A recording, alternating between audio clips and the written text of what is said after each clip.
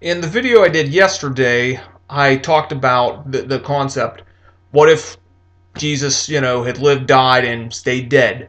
And that, the Gospel of Mark, which was the first biography written about him, was basically an attempt to, drum up additional support by telling a pretty good story about him. How good a job did Mark do? Well, if it was Mark's attempt to gin up a story, I don't think, based on what I said yesterday, I don't think he did a very good job.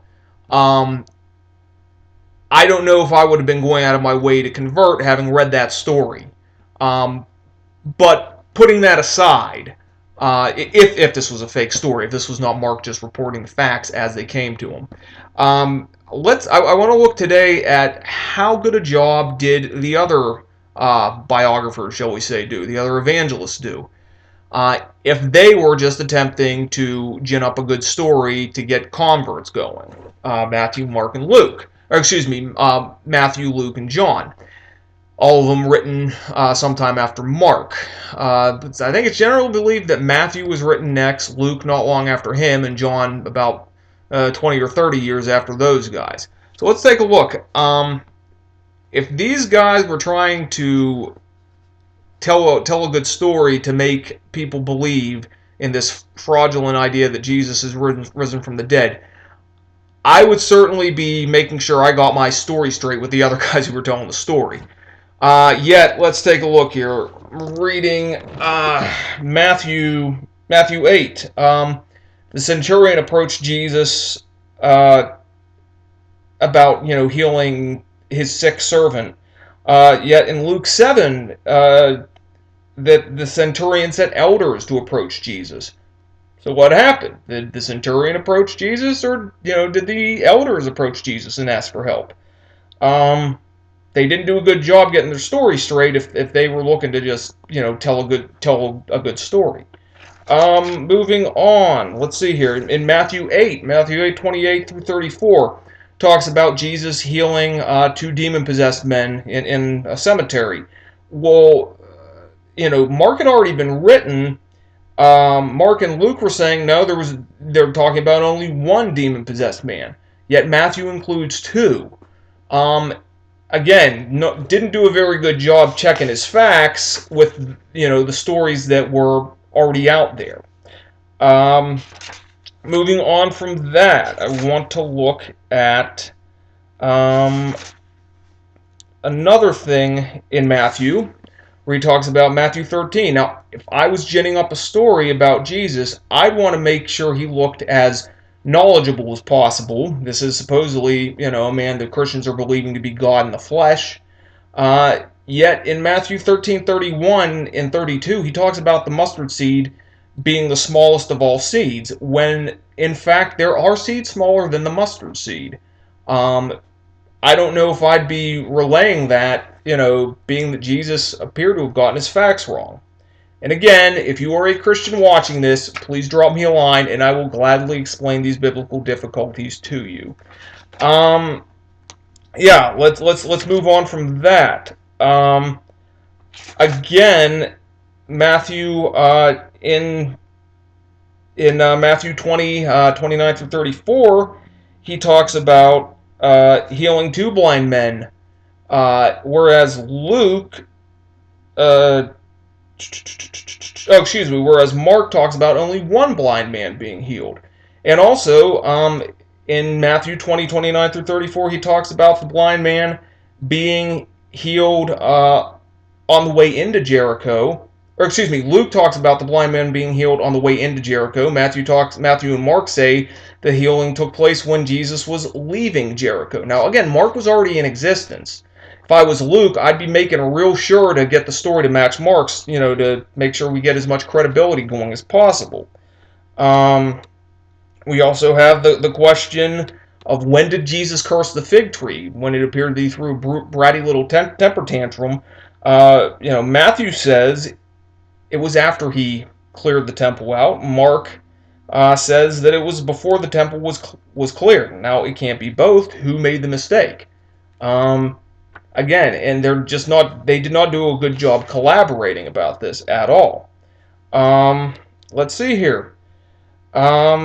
Jesus in Matthew 23, 34 to 35, he talks about Zechariah being the son of Berechiah, whereas Zechariah, it is recorded in Second Chronicles, was the son of Jehodiah.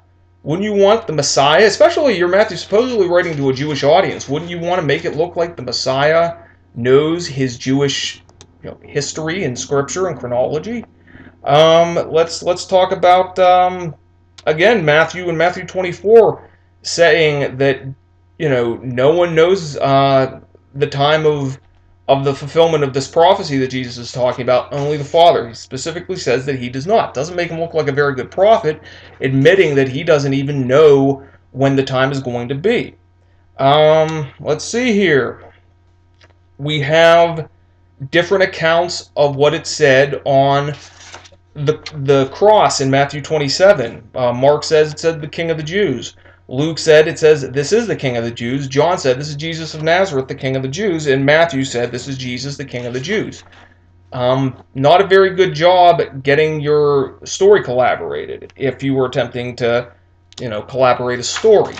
And let's see. Yeah, Matthew also says in Matthew 28, he talks about being an angel addressing talking about an angel addressing the women, whereas John's gospel says that there were two angels.